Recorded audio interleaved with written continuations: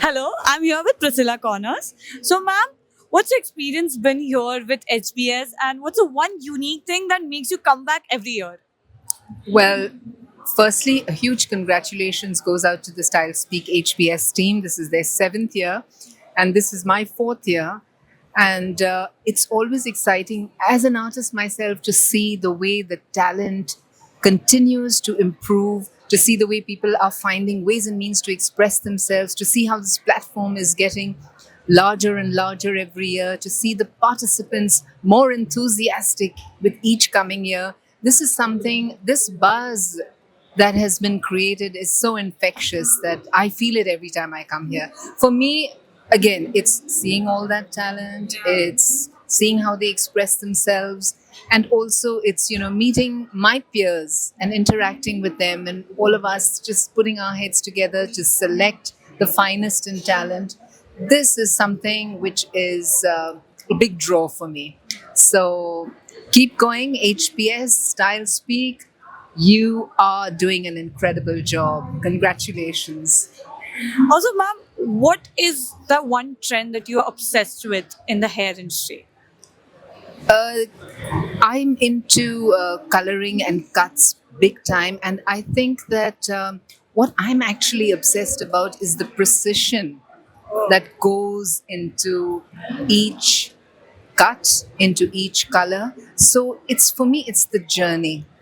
And when I cut and when I color and how I feel about it. And I like the way people are daring to go with color. They are looking at themes, they're exploring things. So for me, it's an overall obsession. And then it can trickle down into different things. But to see the trends and to set some, hopefully, in our own salon, this is what I like about the. What are the challenges that you face in the hair industry? There must be many, right?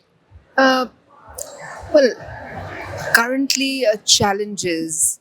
I think, in every challenge, there's an opportunity. So I look at what opportunity is presented to me whenever a challenge is faced. And I think training our staff, retaining our staff, seeing that they're motivated in what they do, these are things that, as a salon owner, we continuously find an opportunity to do. And when it presents itself, of course, as a challenge, within that, to look for an opportunity to overcome it. And what are the judging criterias? Like, what are the criterias that you look forward like to judge?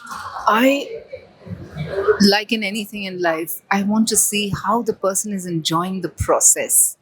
You get a lot of people who are excited and they go beyond what is required in the moment. I'm always searching for someone who is present in the moment, who's enjoying what they're doing. And then I see how their craft unfolds before them.